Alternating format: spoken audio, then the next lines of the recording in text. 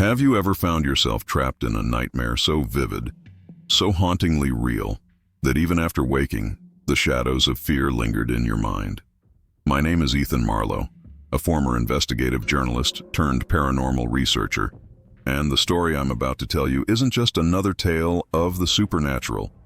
It's a glimpse into the darkest corners of the human psyche, where reality and nightmare intertwine. This story began with a dream so terrifyingly detailed that it felt like a premonition, a warning from something beyond our understanding. But before we step into the abyss together, I need you to prepare yourself. What you're about to hear isn't for the faint of heart. So, if you're brave enough, if you're willing to confront the unknown, subscribe to this channel, hit the like button, and buckle up. Because what lies ahead will challenge everything you think you know about the line between dreams and reality. Imagine lying in bed, the familiar comfort of your surroundings slowly dissolving as sleep takes hold. But this time, sleep doesn't bring rest. It drags you into a place where the air is thick with dread, where the walls themselves seem to pulse with a sinister life of their own. You find yourself standing at the base of an abandoned lighthouse, its towering structure silhouetted against a blood-red sky. The wind howls through the broken windows, carrying with it whispers that seem to call your name, beckoning you closer. You're drawn in, unable to resist the pull of this cursed place. The cold stone steps beneath your feet are slick with moisture, and as you ascend, the light from the decaying beacon above flickers, casting long, twisted shadows that dance like specters in the night. As you climb higher, the sense of unease grows, an invisible weight pressing down on your chest, making it harder to breathe. Each step echoes in the hollow chamber, reverberating like the heartbeat of something ancient and malevolent. And then you hear it, a low, guttural sound, like a growl, resonating from somewhere deep within the lighthouse. You freeze, your pulse quickening, the primal instinct to flee warring with the morbid curiosity that keeps you moving forward. What could be waiting for you at the top of this endless spiral? What horrors have made their home in this place, forgotten by time? The darkness deepens, thickening around you like a shroud, and the air grows colder, biting at your skin. The growl grows louder, more insistent, as if whatever is making that noise knows you're coming, knows you're getting closer. And just as the terror threatens to overwhelm you, the stairway ends abruptly. You're standing before a door, an old weathered door with deep claw marks gouged into the wood as if something had tried, desperately, to escape. Your hand trembles as you reach for the handle, your mind screaming at you to turn back, to wake up, but it's too late. You've come too far.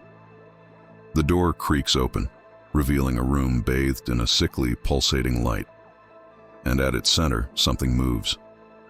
Something alive. What you see next will haunt you forever. But I'll save that for later. For now, all I can say is this. If you've ever doubted the existence of true evil, if you've ever thought that nightmares were nothing more than the remnants of a restless mind, you're in for a rude awakening. Because the things that go bump in the night, the monsters that lurk just beyond the edge of your vision, they're real, and they're waiting for you. It began like any other night, a night that would blur the line between dream and reality, leaving me questioning my own sanity. As sleep took hold, I was pulled into a world that felt both alien and familiar, a place where the very air seemed to hum with an unspeakable dread. The dream transported me to a place I had never seen before, yet every detail felt etched into my soul as if I had lived 1,000 lifetimes within its walls. It was an abandoned lighthouse, perched on a jagged cliff overlooking a tumultuous sea. The sky above was a deep, suffocating red, as if the heavens themselves were bleeding. I could hear the distant crash of waves, but it was the silence that filled the space between each crash that unnerved me the most. A silence that seemed to whisper secrets I was never meant to hear. As I stood at the base of the lighthouse, a chill ran down my spine, more than just the biting cold of the sea air. There was something in the atmosphere, a heaviness, a malevolent presence that seemed to watch my every move. The lighthouse loomed above me, its windows shattered, the light long extinguished. But even in its state of decay, it exuded a sinister power, as if the structure itself was alive, breathing, waiting. I could smell the salt in the air, mingled with the unmistakable scent of decay, an acrid, metallic odor that clawed at the back of my throat. And then there was the sound, faint at first, almost imperceptible, a low rhythmic creaking like the sound of a door swinging on rusty hinges. Yet there was no wind to explain its movement. It was as if the very bones of the lighthouse were shifting, adjusting to my presence. Every instinct screamed at me to turn back, to wake up. But I was rooted to the spot, compelled by a force I couldn't understand. I began to ascend the staircase, each step heavier than the last, as if the air itself was thickening, pressing down on me. The stone steps were slick beneath my feet, covered in a thin layer of moss, and something else, something darker, more sinister. With each step, the creaking grew louder, more deliberate, as if something was moving in time with me, mirroring my ascent. I felt a cold sweat break out on my skin, my heart hammering in my chest as the shadows seemed to deepen, swallowing the weak light that filtered through the cracks in the walls. And then came the smell. Stronger now, almost overpowering. It was the smell of something ancient and rotting, something that had been buried away from the light of day for far too long. It clung to the walls, to the air, to me. I could taste it on my tongue, a bitter metallic tang that made my stomach churn. The silence was absolute now. The only sound, the steady thump of my heart and the distant echoing creak of something far above me. As I climbed, I became aware of a sensation beneath my feet. Something more than just the stone steps. A softness, a give, as if the very fabric of the lighthouse was decaying beneath my weight. When I reached the top of the staircase, I found myself standing before a door. Old, wooden, and covered in deep, jagged marks, as if some creature had clawed at it in desperation. The door was slightly ajar, and from the other side, a faint, flickering light pulsed rhythmically, like the heartbeat of some monstrous, unseen entity. I hesitated, my hand hovering just inches from the door. The air around me had grown colder, so cold that my breath emerged in thick, visible puffs, yet I was drenched in sweat. I could hear my own breathing, ragged and uneven, as the dread built to a suffocating crescendo. I knew, deep down, that whatever was on the other side of that door was something I was never meant to see, something that would shatter the fragile boundary between the waking world and the nightmare I found myself in. With a trembling hand, I pushed the door open. It creaked on its hinges, a sound that seemed to reverberate through the very bones of the lighthouse, setting my teeth on edge. The room beyond was dimly lit, the source of the light unclear, as if it emanated from the walls themselves. At first, all I could see was the shadowed outline of the room, but as my eyes adjusted, details began to emerge. Faded wallpaper peeling away, revealing dark, moldy wood beneath. Furniture covered in dust and cobwebs, and in the center of it all, something that shouldn't have been there. A mirror, tall and ancient, its surface cracked and stained, stood against the far wall, facing me as if it had been waiting. But it wasn't just the mirror that drew my attention. It was what stood before it. A figure, tall and gaunt, with its back to me, staring into the cracked glass. My breath caught in my throat as a cold, paralyzing fear took hold. The figure was motionless, its features obscured by shadow, but I could feel its eyes on me, even though I couldn't see them. I wanted to turn and run, to wake up, but my feet refused to move. I was trapped, ensnared by the nightmare that had become my reality, and deep down, I knew that whatever was about to happen would leave a scar on my soul that would never heal. As I stepped further into the dimly lit room, the air grew colder, heavy with an unnatural chill that seemed to seep into my very bones. The mirror with its cracked and foggy surface dominated the room, and the figure standing before it remained eerily still. My heart pounded in my chest, each beat echoing like a drum in the suffocating silence. I wanted to call out, to ask who or what was standing there, but the words died in my throat, swallowed by the oppressive atmosphere that clung to the room like a shroud. I could feel my pulse quicken, my skin prickling with fear as a deep sense of dread settled over me. The room itself seemed alive, pulsing with a quiet malevolence that set my nerves on edge. Shadows danced along the walls, twisting and contorting into grotesque shapes that seemed to move of their own accord. The faint flicker of light from the cracked bulb above only served to deepen the shadows, creating an illusion that the darkness was alive, watching, waiting. Every creak of the floorboards underfoot, every rustle of fabric as I shifted uneasily, seemed amplified in the stillness, as though the room itself was listening, aware of my every movement. I began to notice things that shouldn't have been there, small, almost imperceptible details that sent a chill down my spine. The wallpaper, once elegant and ornate, was now faded and peeling, revealing strange symbols etched into the wood beneath. Symbols that seemed familiar, as though I had seen them before, in a place I couldn't quite remember. The furniture, covered in a thick layer of dust, appeared to have been untouched for years, yet there were fresh indentations on the cushions, as if someone, or something, had recently been sitting there. And then there were the objects scattered throughout the room.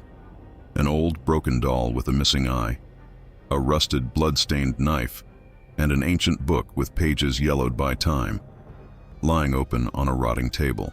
Each item seemed to exude a malevolent energy, as though they were relics of some long-forgotten ritual. But it was the mirror that held my attention, the cracked glass reflecting the figure standing before it in distorted, nightmarish fragments. As I inched closer, the figure remained motionless, its head bowed slightly, as though studying its own reflection. My breath caught in my throat as I realized that the figure's reflection in the mirror didn't match its stance. It was turned slightly, its eyes, dark and hollow, fixed directly on me. A wave of nausea washed over me as I took in the unnatural sight, my mind struggling to reconcile the impossible. The reflection's lips moved, forming words I couldn't hear, but I could feel them, like a whisper brushing against the inside of my skull. A voice that wasn't mine, but one that seemed to know me intimately, taunting me with secrets I had buried deep within my subconscious. Suddenly, the figure in the mirror twitched, its head snapping up to meet my gaze with a sudden, jerking motion that made my blood run cold. The shadows around the room seemed to surge forward, pressing in on me as though they were trying to pull me into the mirror's twisted reality. I could feel the walls closing in, the room shrinking, suffocating me with its oppressive presence. My vision blurred as the mirror's surface began to ripple, like water disturbed by a stone, distorting the reflection further until the figure's features were unrecognizable. A mass of swirling darkness that threatened to consume everything in its path. Then, without warning, the figure moved. Slowly, deliberately, it turned to face me. Its movements unnatural and jerky, like a puppet being manipulated by invisible strings. As it stepped away from the mirror, I caught a glimpse of its face, pale, gaunt, with hollow eyes that seemed to bore into my soul. But it was the mouth that sent a jolt of pure terror through me. The lips were sewn shut with coarse black thread, yet I could still hear that voice, that insidious whisper echoing in my mind. I wanted to run, to escape this nightmare, but my legs felt like lead, rooted to the spot by an unseen force. The figure moved closer, each step slow and deliberate, as though savoring the fear radiating from me. The room grew colder, the shadows darker. As the figure reached out a skeletal hand, its fingers long and bony, tipped with jagged nails that seemed to shimmer with a dark, oily substance. I could feel the cold emanating from its touch before it even made contact, a chill that seemed to freeze my very soul. As the figure's hand hovered inches from my face, the room was suddenly filled with a deafening roar, a sound so loud, so piercing, that it shook the very foundations of the lighthouse. The mirror shattered, sending shards of glass flying in all directions, and the figure let out a low, guttural growl, a sound that resonated deep within my chest. I stumbled back, raising my arms to shield my face from the flying debris. But when I looked up, the figure was gone.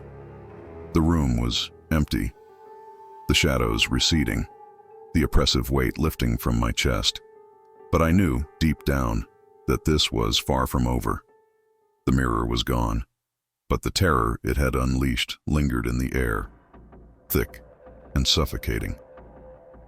I could still hear that voice, faint but persistent, whispering my name, calling me back to the nightmare that awaited in the depths of the lighthouse. And as I turned to leave the room, I caught a glimpse of something in the corner of my eye. A dark, shadowy figure standing just outside the door, watching, waiting. It was then that I realized this was no mere dream.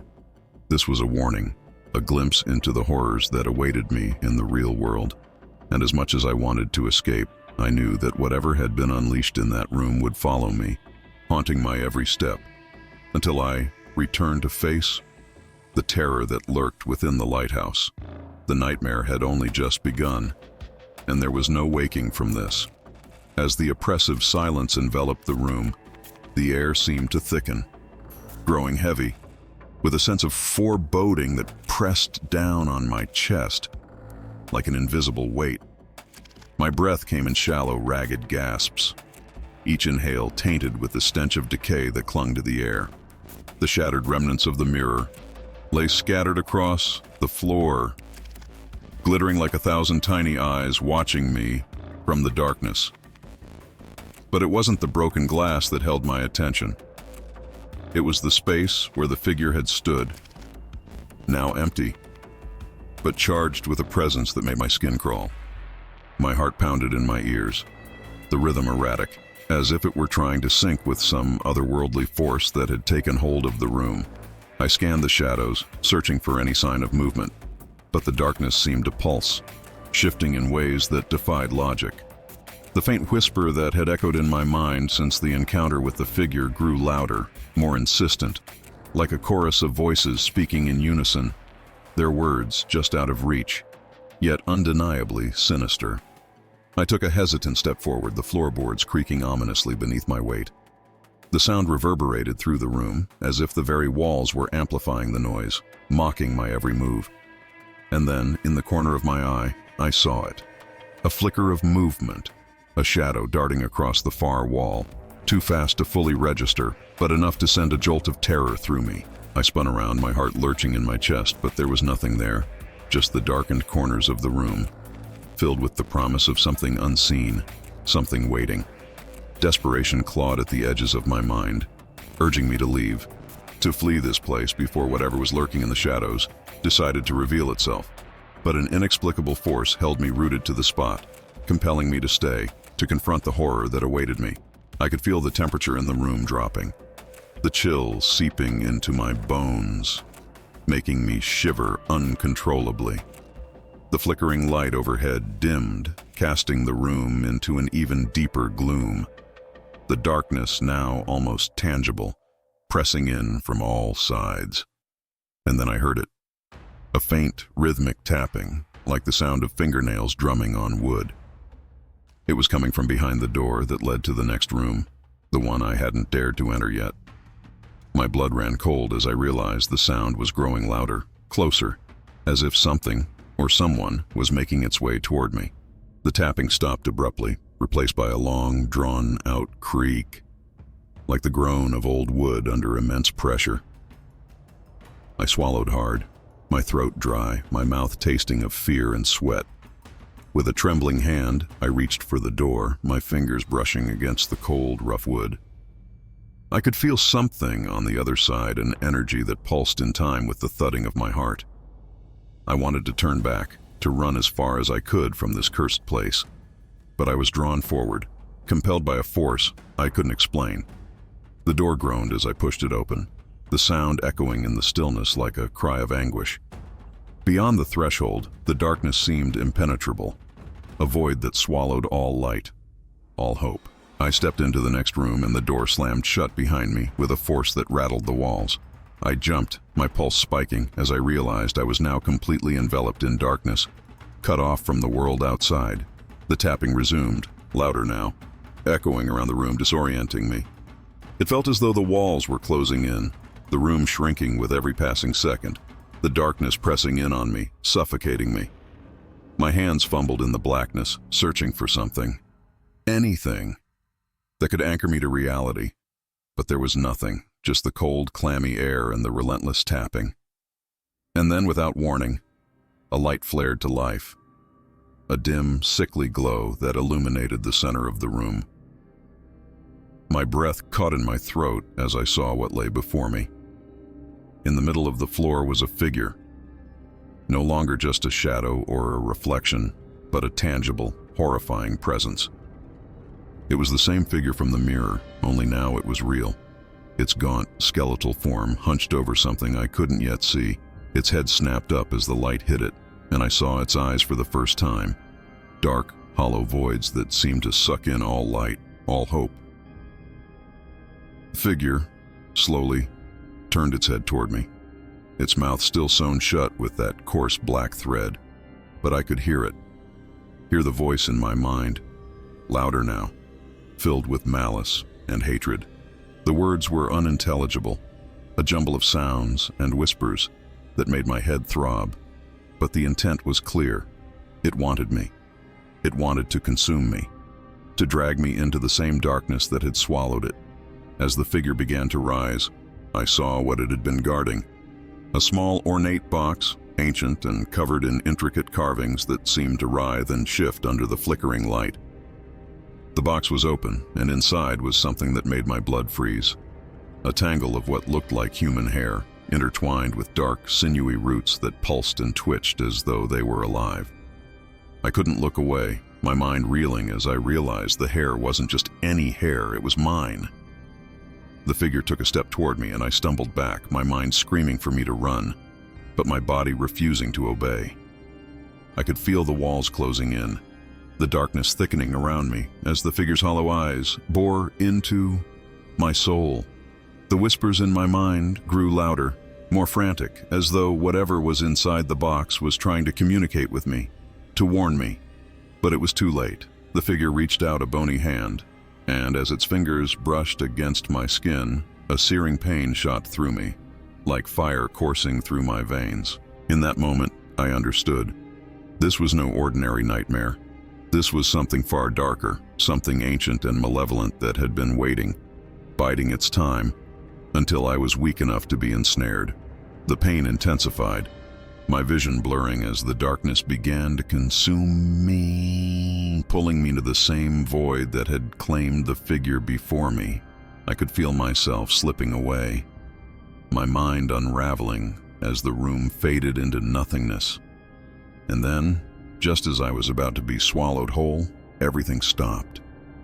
The pain, the whispers, the figure, they were gone, as though they had never existed. I was back in my bed, drenched in sweat, my heart racing, but alive. The clock on my nightstand read 3:33 a.m., the same time it had been when the nightmare first began. But something was different.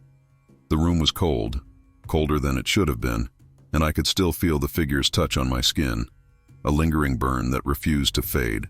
I sat up, my mind racing as I tried to make sense of what had just happened. Was it just a dream, or was it something more? The question swirled in my mind, but one thing was certain. I had been marked, claimed by whatever malevolent force resided in that lighthouse. And I knew, with a bone-deep certainty, that it wasn't over. This was just the beginning. The figure, the box, the whispers. They were waiting for me, lurking in the shadows, ready to pull me back into the nightmare that had become my reality. In the days that followed, the nightmare clung to me like a shadow, seeping into every corner of my waking life. No matter how hard I tried to shake it off, the memory of that cursed lighthouse haunted my thoughts, intruding on my every moment of peace.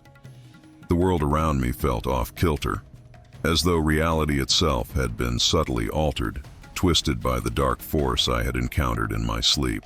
The air seemed heavier, the light dimmer, and even the most familiar places felt tainted, as if they were somehow connected to the nightmare I couldn't escape. Driven by an overwhelming need for answers, I turned to the only source of solace I knew: research. If there was any truth to what I had experienced, I needed to find it, to uncover the origins of the lighthouse and the entity that haunted it. I spent hours scouring the internet, diving deep into the archives of local history, old newspaper clippings, and forgotten records. At first I found nothing, just vague mentions of a lighthouse on a cliff that had been abandoned decades ago, its light extinguished by a tragedy no one seemed to remember clearly. But then, as if guided by some unseen hand, I stumbled upon something: a forum buried deep within the recesses of the dark web, dedicated to paranormal encounters. It was a place where people shared their experiences with the unknown, and there, among the countless stories of haunted houses and ghostly apparitions, I found it. A thread dedicated to the very lighthouse that had plagued my dreams. The thread was long, filled with accounts from people who claimed to have been drawn to the lighthouse in their dreams, just as I had. Each story was eerily similar: dreams of the lighthouse, encounters with the same shadowy figure, and an overwhelming sense of dread that permeated their waking lives. But it was one post in particular that caught my attention. It was from a man named Arthur Caldwell, who claimed to have visited the lighthouse in person, driven by the same compulsion that now gripped me. Arthur's account was harrowing, filled with details that mirrored my own experience. He described the same cracked mirror, the figure with hollow eyes, and the strange symbols etched into the walls.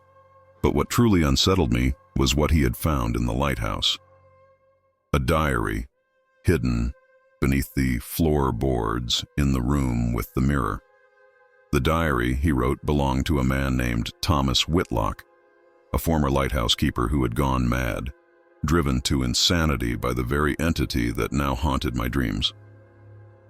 According to Arthur, the diary detailed Whitlock's descent into madness, filled with ramblings about a curse, about a malevolent force that had taken residence in the lighthouse, feeding on the fear of those who dared to enter. The final entry in the diary was a warning, written in a shaky hand, barely legible. "Do not follow the light. It will lead you to darkness. The staircase is endless, and at its peak, there is only despair." The words sent a chill down my spine, but I couldn't stop reading. Arthur claimed that after finding the diary, he had been plagued by the same nightmares, the same figure, until one night, the dreams had stopped. But so had Arthur's posts. The thread ended abruptly, his account never updated, as if he had simply vanished. I knew then that this was more than just a dream. The lighthouse, the figure, the curse, they were all real, intertwined with the very fabric of the place. And now, I was part of that story. My fate somehow linked to the horrors that had claimed Arthur and Whitlock before him. The compulsion to visit the lighthouse, to see it with my own eyes, grew stronger with each passing day. It was as if the entity was calling to me, pulling me closer to the darkness that awaited. But I wasn't alone in this. The more I researched, the more I realized that others had been drawn to the lighthouse as well. People from all walks of life, connected by their shared nightmares. I reached out to them, hoping to find some clue, some way to break the curse before it consumed me. Most didn't respond, their accounts silent, like Arthur's. But one person did, an old woman named Margaret, who had lived near the lighthouse as a child. Her message was brief, filled with a fear that was palpable even through the screen. "Do not go back. It took my brother, and it will take you too. The lighthouse is cursed. Leave it alone." Her warning should have scared me off, but it had the opposite effect. I had to know the truth, to understand what had happened in that place, and why it had chosen me. The nightmares intensified, each one more vivid, more terrifying than the last. The figure was always there, waiting for me, its hollow eyes boring into mine, as if it knew my every thought, my every fear. And always at the end of the dream, there was the staircase, endless, spiraling into darkness, leading me to a place where light could not reach. As the nights wore on, the line between dream and reality began to blur. I would wake up in cold sweats, convinced that the figure was in the room with me, watching from the shadows. Objects in my house seemed to move on their own, subtle shifts that I couldn't quite catch but felt in the pit of my stomach. The same symbols from the lighthouse began appearing in the most unexpected places, scratched into the wood of my desk, etched into the frost on my window, even drawn in the dust that collected on my bookshelf.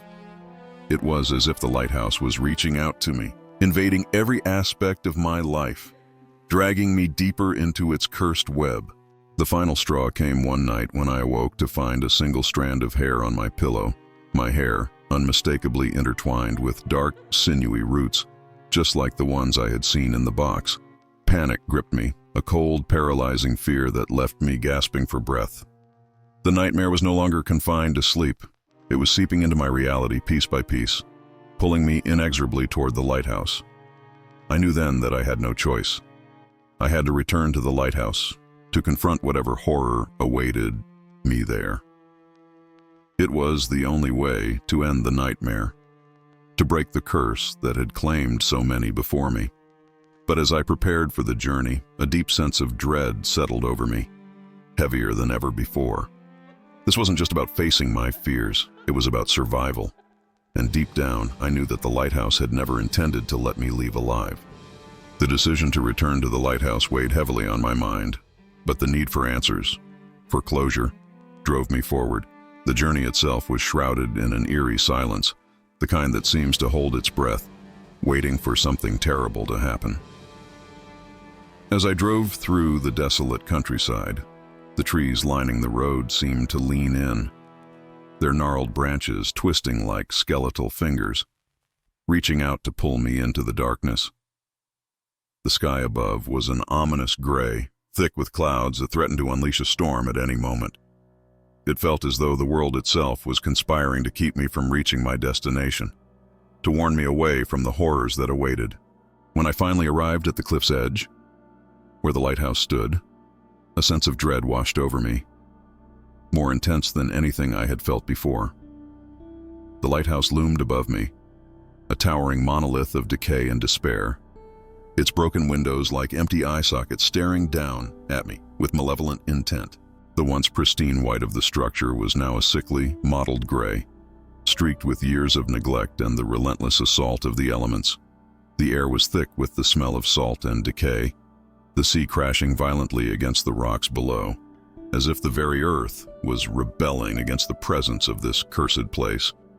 I hesitated at the base of the lighthouse, my instincts screaming at me to turn back, to leave before it was too late. But I knew there was no turning back. The nightmares, the whispers, the dark presence that had invaded my life, they would never leave me unless I faced them head on. With a deep breath, I steeled myself and began the climb up the narrow, winding staircase that led to the entrance. As I ascended, each step felt heavier than the last, as though the very air inside the lighthouse was pressing down on me, trying to force me back. The darkness inside was suffocating, broken only by the occasional flicker of light that seeped through the cracks in the walls. The silence was absolute, a void that swallowed every sound, even the echo of my footsteps. It was as though the lighthouse existed in its own pocket of reality, cut off from the world outside, a place where time and space twisted and distorted into something nightmarish. I reached the entrance, the door creaking ominously as I pushed it open. The interior of the lighthouse was even more decrepit than I remembered, the walls lined with mold and rot, the floorboards groaning under my weight as if they might give way at any moment. The familiar scent of decay filled the air, stronger now, almost overpowering, mixed with something else, something metallic and acrid that set my nerves on edge. I could feel the darkness pressing in on me from all sides, the shadows shifting and swirling, alive with an energy that made my skin crawl. As I stepped inside, the door slammed shut behind me with a force that rattled the entire structure. I spun around, heart racing, but there was nothing there, just the empty, rotting interior of the lighthouse. The silence that followed was so thick, so oppressive, that I could barely breathe. It felt as though the lighthouse itself was watching me, waiting for the right moment to strike. I knew I wasn't alone. I could feel the presence, the same malevolent force that had haunted my dreams, lurking just beyond the edge of my perception. I made my way through the lighthouse, my every step slow and deliberate, each creak of the floorboards echoing like a gunshot in the silence.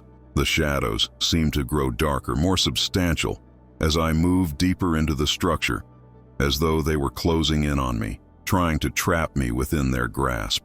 The air grew colder with each step, a bone-chilling cold that seeped into my very core, numbing my fingers and toes, turning my breath into visible puffs of mist. As I approached the room with the mirror, the sense of dread intensified, a palpable weight that pressed down on my chest, making it hard to breathe. I could hear the faint rhythmic tapping that had haunted me in my dreams, growing louder with each step, reverberating through the walls, through my bones, until it was the only sound in the world. The door to the room was slightly ajar, just as it had been in my dream, the same eerie light flickering from within. I pushed the door open with trembling hands, the tapping abruptly stopping as the door creaked on its hinges. The room was exactly as I remembered. Dimly lit, the walls lined with peeling wallpaper, the floor covered in a thick layer of dust and grime. And there in the center of the room stood the mirror, its cracked surface reflecting the dim light in distorted, nightmarish fragments. But this time there was no figure in the mirror, no shadowy presence watching me from the other side. Instead, I saw something far more disturbing, a reflection of myself standing in the room. But something was off.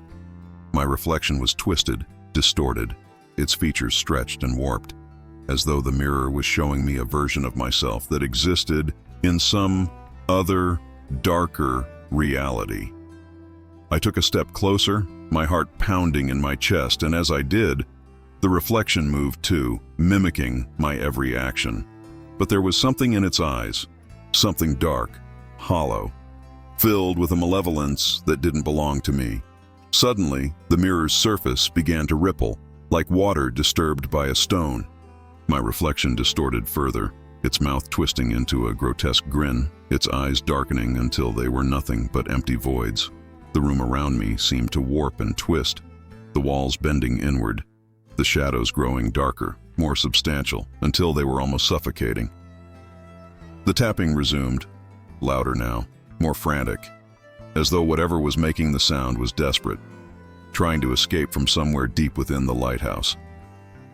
I tore my eyes away from the mirror, my breath coming in short, panicked gasps as I tried to make sense of what was happening.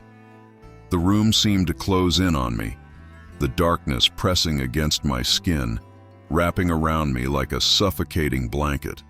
And then I heard it, a voice, faint at first, but growing louder, more insistent.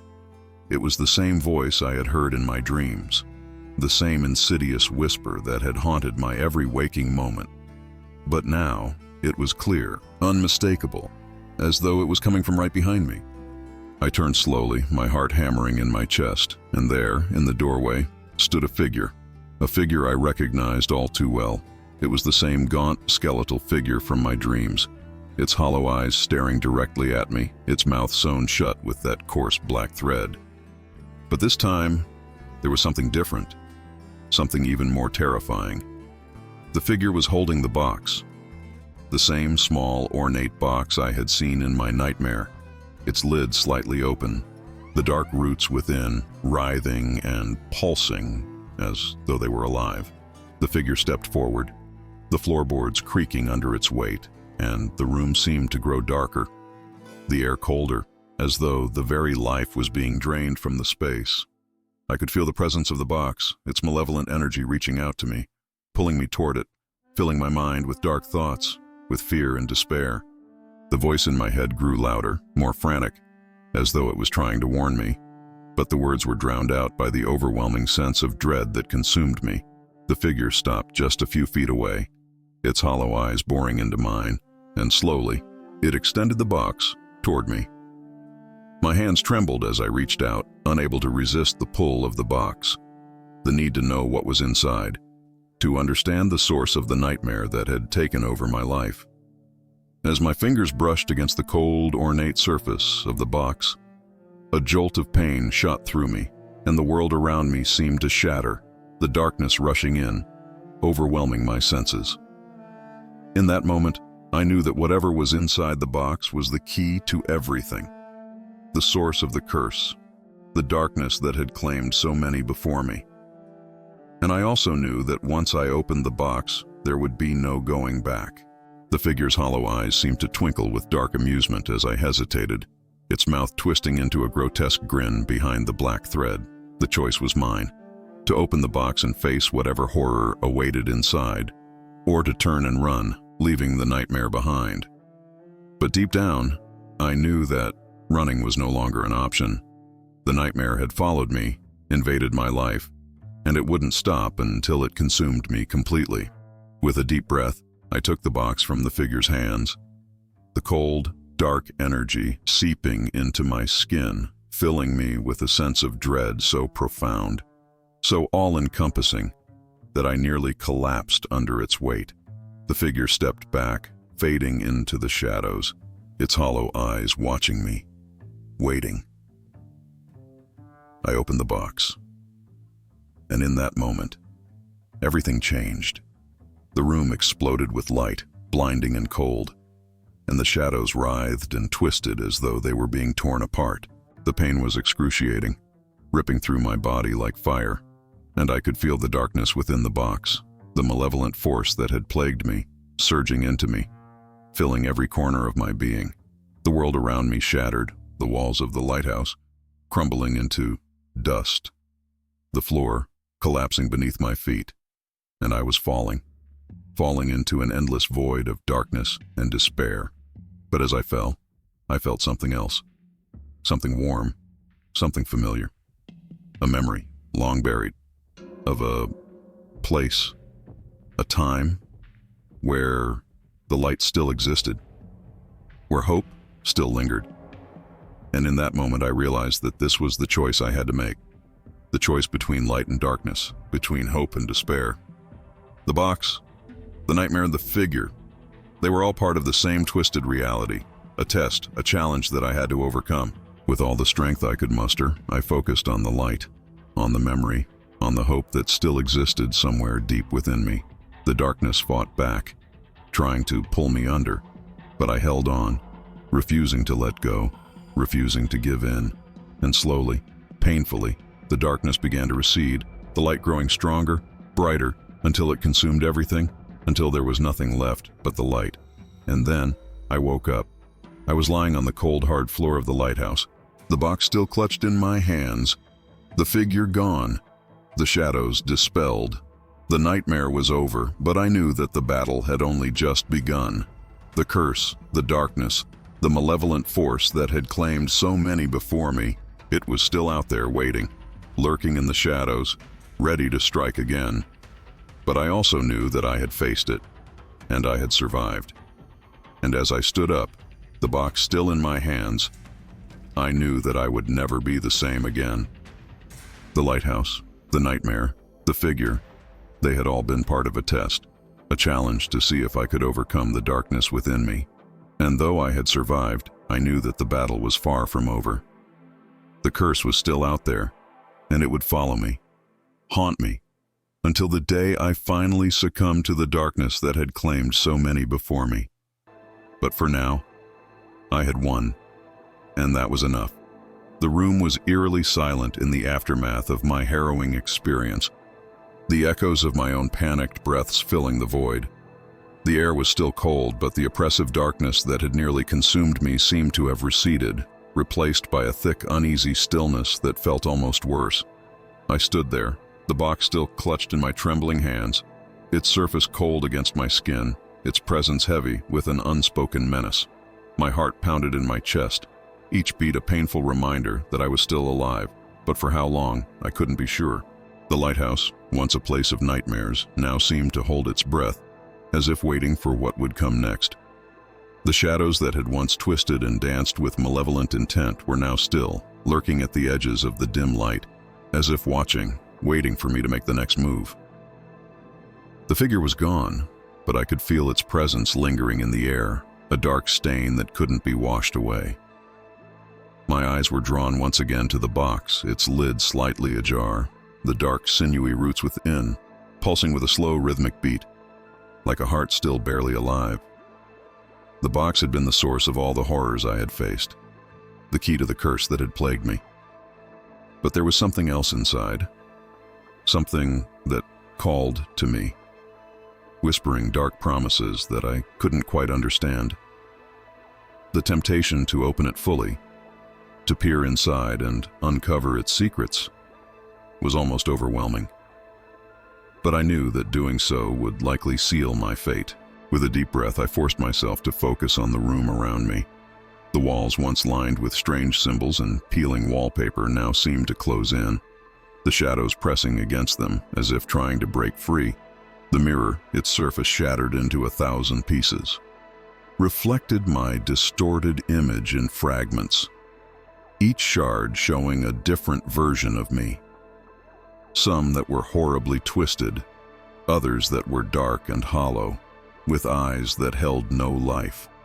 It was as if the mirror was showing me what I could become, what the darkness could do to me if I let it in. But there, amid the chaos and despair, something caught my eye. A small, unassuming object on the floor near the base of the mirror. It was a book, its leather cover worn and cracked, the pages yellowed with age. I knelt down, the floorboards creaking beneath me, and picked it up. The book felt strangely warm in my hands, as if it had been touched by something that still held the heat of life.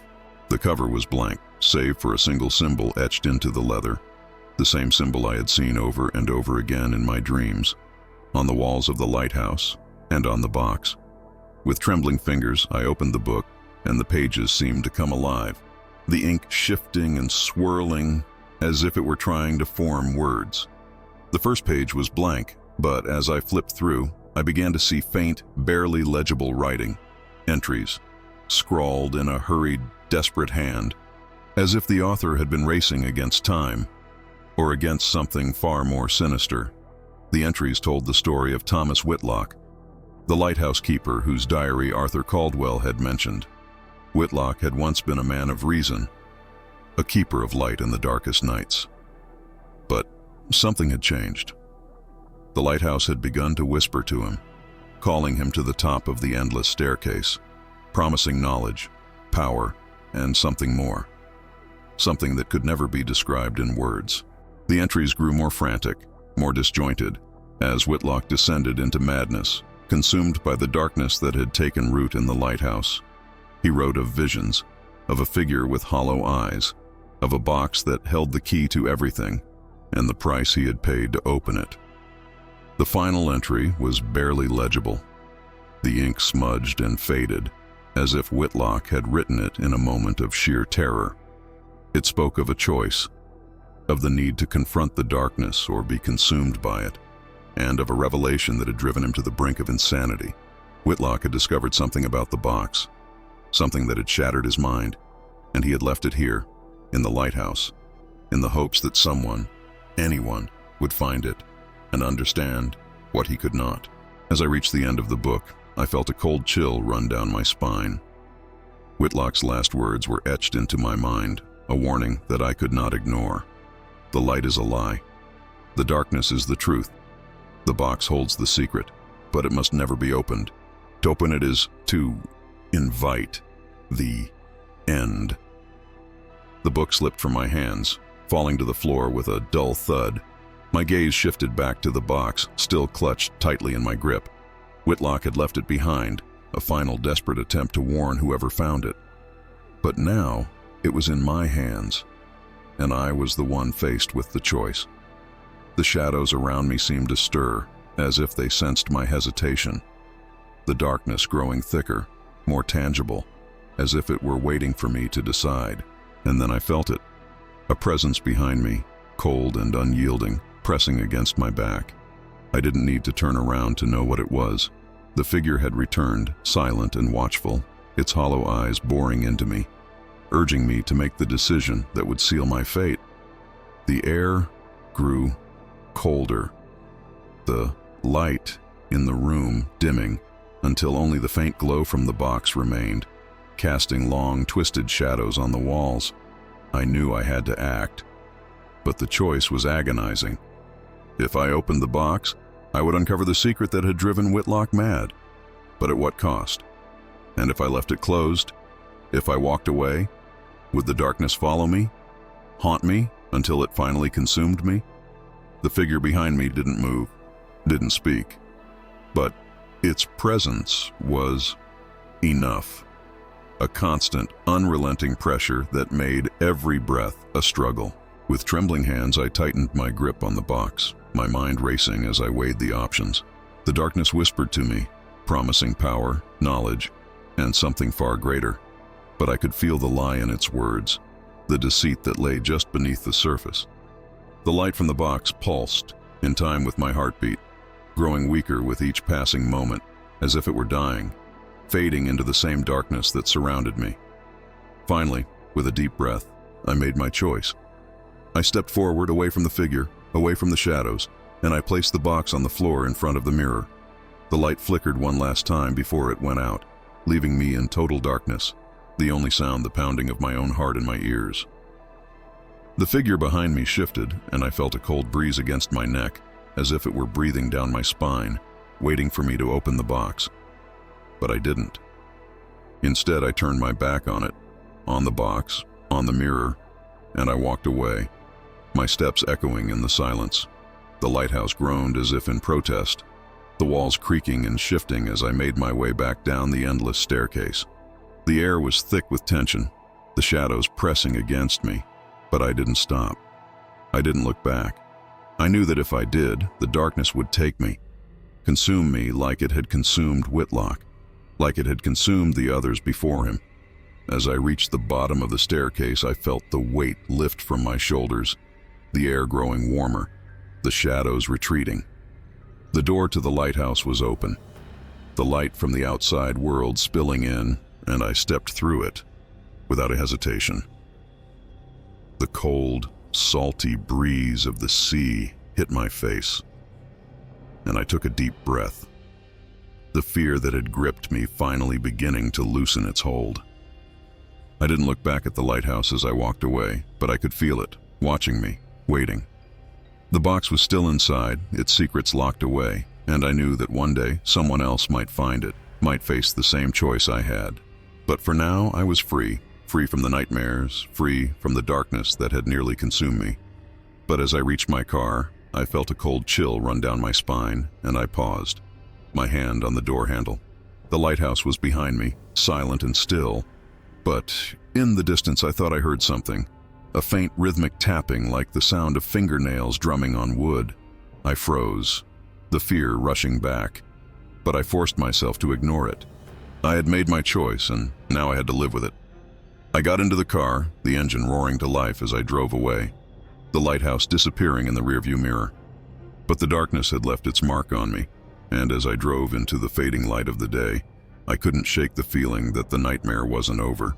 The box was still out there, waiting, and the shadows that had once haunted me were still lurking, biding their time. And, in the back of my mind, a single thought echoed, over and over again. The light is a lie. The darkness is the truth. The lighthouse may have let me go, but the darkness, it would never truly let me leave. What happened after I left the lighthouse remains a blur, fragmented and disjointed, as if my mind refuses to fully recall the horrors I encountered. I remember the drive away, the cold sweat clinging to my skin, and the overwhelming sense of dread that refused to leave me, even as the lighthouse faded into the distance. But the true terror began when I awoke in a hospital bed, the sterile scent of antiseptic stinging my nostrils, the harsh fluorescent lights above, blinding me. As I blinked away the confusion, I didn't remember how I got there.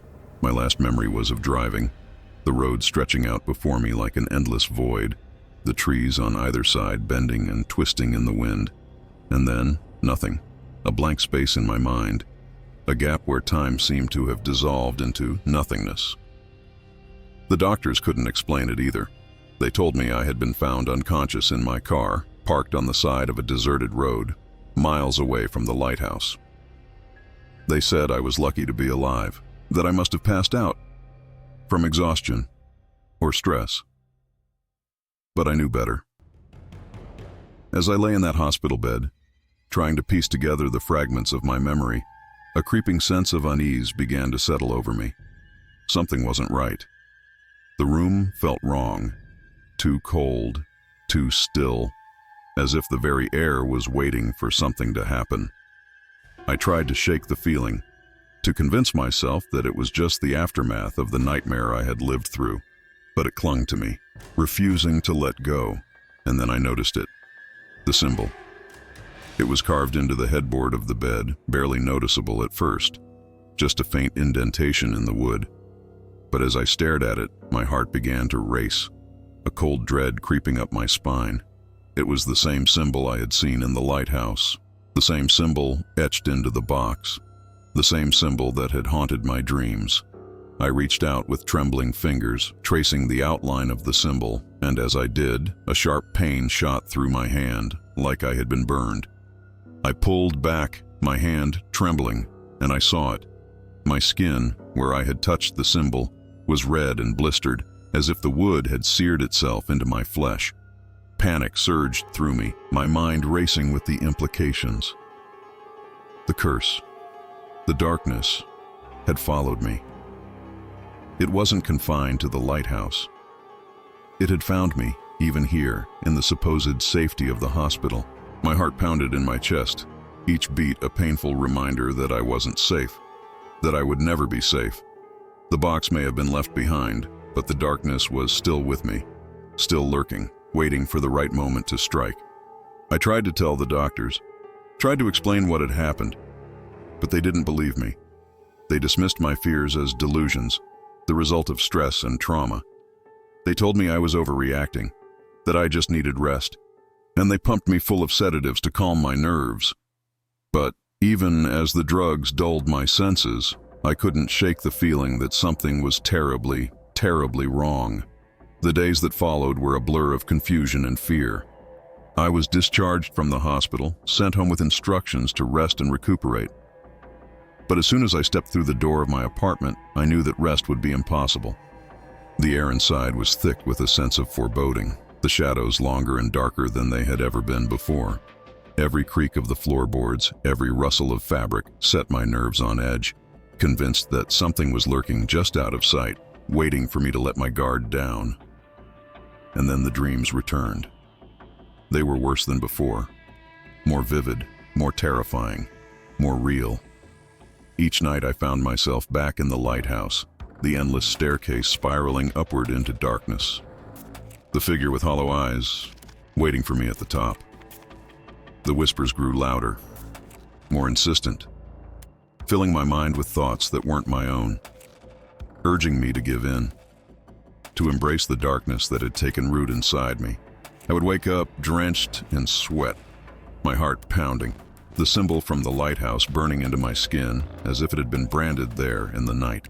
But it wasn't just the dreams. The darkness had begun to seep into my waking life too. Objects in my apartment would move on their own, shifting slightly when I wasn't looking. Their positions just different enough to unsettle me. The lights would flicker, casting strange, twisted shadows on the walls.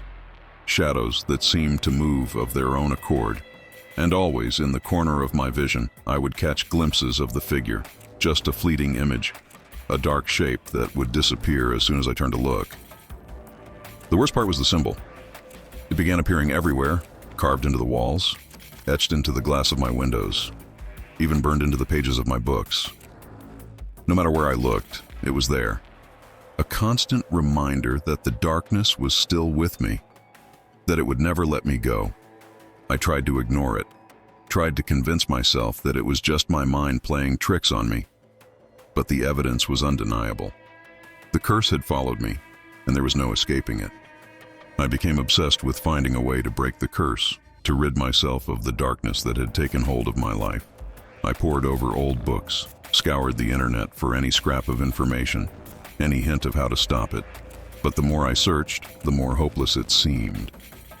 The curse was ancient, rooted in something far beyond my understanding, and every attempt to fight it only seemed to strengthen its hold on me. And then, one night, it happened. I awoke to the sound of tapping, a soft, rhythmic sound, like fingernails drumming on wood. My heart leaped into my throat as I realized the sound was coming from inside my apartment. I lay there, frozen with fear, listening as the tapping grew louder, more insistent. It was coming from the hallway just outside my bedroom door. I could hear it, inching closer, step by step, until it was right outside the door. The sound so loud it felt as if it were pounding against my skull. I knew I had to move, to get out of the apartment, but my body refused to obey. I was paralyzed, trapped by the fear that had consumed me. And then, just as suddenly as it had started, the tapping stopped. The silence that followed was even more terrifying. A heavy, suffocating stillness that pressed down on me, making it hard to breathe. And then, the door creaked open. The darkness in the hallway was absolute, a void that seemed to swallow the light from the room. But I could see something moving in the shadows. A figure, tall, gaunt, with hollow eyes that glowed faintly in the darkness. It was the same figure from my dreams, from the lighthouse. But now it was real, standing in my apartment, just a few feet away from my bed. I tried to scream, but no sound came out. The figure stepped into the room, its movements slow and deliberate, as if it were savoring my fear. It reached out with a bony hand, its fingers long and thin, tipped with jagged nails that glinted in the dim light. The air around me grew colder, darkness pressing in from all sides, and I knew in that moment that this was the end. The darkness had found me, and there was no escape. But then, just as the figure's hand was about to touch me, it stopped. The air crackled with energy, the shadows swirling around the figure as if it were struggling against something unseen. The symbol on my skin burned with a searing pain, and for a brief moment I felt the darkness recoil, as if it were being pushed back. And then, the figure was gone. The room was silent once more, the air heavy with the scent of burnt wood and something metallic, like blood. I lay there, shaking, unable to comprehend what had just happened. The darkness had retreated, but I knew it wasn't gone.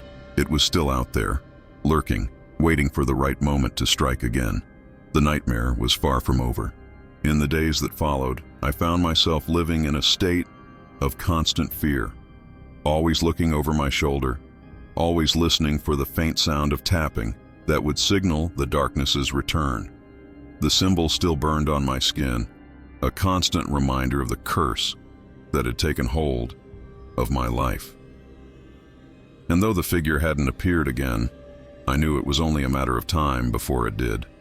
The doctors, the police, everyone I spoke to, they all said the same thing.